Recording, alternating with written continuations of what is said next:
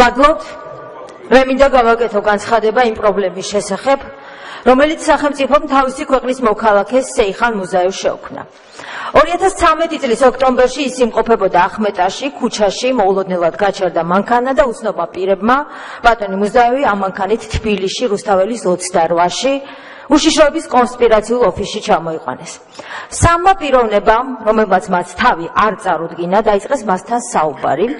ერთ-ერთმა სეიხან მუზაევს უხსენა შინაგან საქმეთა მინისტრის ყოფილი მოადგილე გენერალი ლორთქიფანიძე, უთხრა, რომ ლორთქიფანიძე მუშაობს FSB-ზე, მას ბრალადედება ჩეჩნების ჩამოყვანა და ლიკვიდაცია. ბატონ მუზაევს შესთავაზეს მიეცა ჩვენება, რომ გენერალი ლორთქიფანიძე იყო ლაფანყურის ოპერაციის ორგანიზატორი და სულის ჩამდგმელი. კოლეგებო, მე შეგახსენებთ, რომ ეს ის ლორთქიფანიძე გახლავთ, რომელსაც თავად სახელმწიფო ტერორისტივით მოექცა, სახლთან ბომბი დაუდო და ეს საქმე მიუხედავად იმისა, რომ მრავალი თვე გავიდა, ჯერ კიდევ არ გახლავთ გამოძიებული. მეც დამკითხეს ამ საქმეზე ძალიან დიდი ხვეწნის შემდეგ და ქალბატონი ეკაბესელიას ჩარევის შემდეგ. ამ ჩვენების სანაცვლოდ მუზაევს შესთავაზეს მაღალანაზღაურებადი სამსახური, ფული და უპრობლემო ცხოვრება საქართველოში. მას შემდეგ, რაც მიიღეს უარი ჩვენების მიცემაზე, დაიწყო მუქარა, აუხსნეს, რომ მას ცხოვრებაში შეექმნებოდა ძალიან ბევრი პრობლემა, დააპატიმრებდნენ და გადასცემდნენ FSB-ს.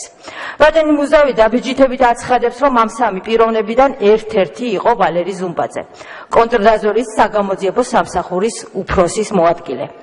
ამის შემდეგ კიდევ რამდენიმე შეხვედრა მოხდა, მათ შორის რამდენიმე მოდულის შენობაში და ერთ-ერთი ასეთი შეხვედრის დროს ბატონი მუზაევის მტკიცებით ვალერი ზუმბაძე მას 100 ლარიანი კუპიურების შეკვრაც შესთავაზა სრულიად უანგაროდ. რა თქმა უნდა, ბატონ მუზაევს ეს ფული არ აუღია. მას შემდეგ, რაც ძალოვანები დარწმუნდნენ, რომ სასურველი ჩვენების მიღება შეუძლებელი იყო, ბატონი მუზაევის ცხოვრებაში დაიწყო დაპირებული პრობლემები. მიუხედავად იმისა, რომ ამ ბატონს აქვს სასწავლო ვიზა დიდ ბრიტანეთში, ვერ ახერხებს ლონდონში გამგზავრებას. ის 10 ჯერ მივიდა აეროპორტში და 10 ჯერ არ გაუშვეს საზღვარზე. როდესაც ამბის გასარკვევად მუზაევმა ზუმბაძეს მის მიერვე მიცემულ ტელეფონის ნომერზე დაურეკა, ბატონმა მაღალჩინოსანმა აუხსნა, რომ მას დანაპირებს უსრულებდნენ. ბატონი სეიხან მუზაევი და მისი მეუღლე გაათავისუფლეს სამსახურიდან.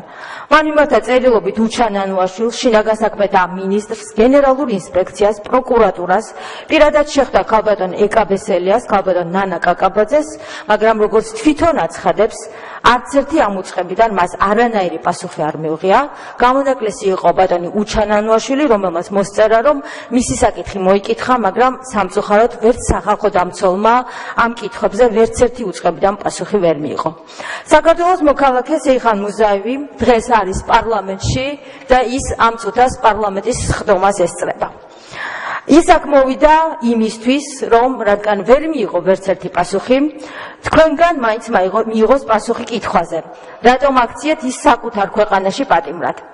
რატომ არის მის ცხოვრებაში ამდენი პრობლემა და ის შიშობს, რომ თქვენ შეუსრულეთ მას ყველა დაპირება, ყველა სხვა შემთხვევისგან განსხვავებით თქვენ ამ შემთხვევაში დაპირებები შეასრულეთ და ის ძალიან შიშობს, რომ არ მოხდება თუ არა ბოლო დაპირების შესრულებაც, გადასცემენ თუ არა მას FSB-ს და მას თქვენგან უნდა მიიღოს გარანტიები, რომ ასეთი რამ არ იქნება და თქვენი ქვეყნის მოქალაქეს დაიცავთ.